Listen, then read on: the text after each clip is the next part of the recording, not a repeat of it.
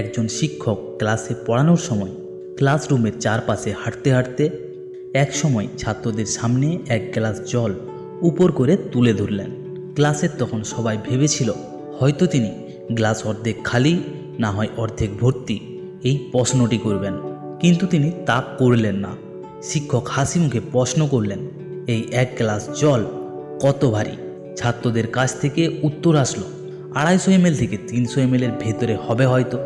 তখন শিক্ষক বললেন, এর অরিজিনাল ওজন এখানে কোনো ম্যাটার করে না, ব্যাপারটা হলো আমরা গ্লাসটিকে কতক্ষণ ধরে রাখছি, ওজনটাও সেটার উপরে নির্ভর করছে। শিক্ষক বললেন, যদি আমি এটাকে 1 মিনিটের জন্য ধরে রাখি তবে কোনো সমস্যা হবে না, যদি এটাকে 1 ঘন্টা ধরে রাখি তবে আমার হাতে ব্যথা অনুভূত হবে, আর যদি 1 দিনের জন্য এইভাবে ধরে থাকি তবে আমি পক্ষঘাতগ্রস্ত বোধ করব, মানে আমি ব্যথা অনুভূতি করব।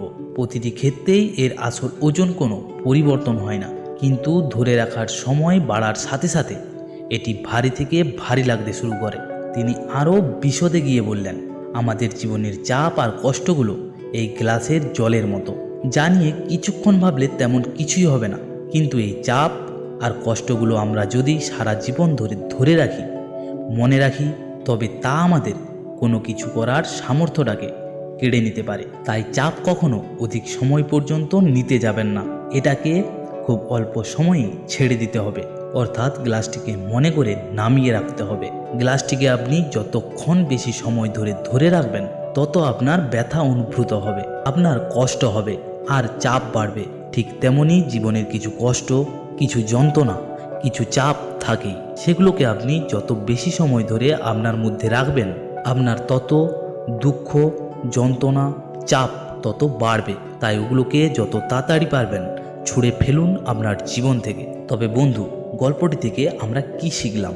আমরা শিখলাম আপনি কোনো একটা বিষয় নিয়ে অধিক সময় ধরে নেতিবাচক ভাবলে হতাশ হবেন, এবং জীবনের দুঃখ কষ্টগুলোকে বেশি সময় ধরে রাখা ঠিক হবে না। তাই যত তাড়াতাড়ি পারবেন এগুলোকে ছুঁড়ে ফেলো তোমার জীবন থেকে এবং নিচে হালকা হও।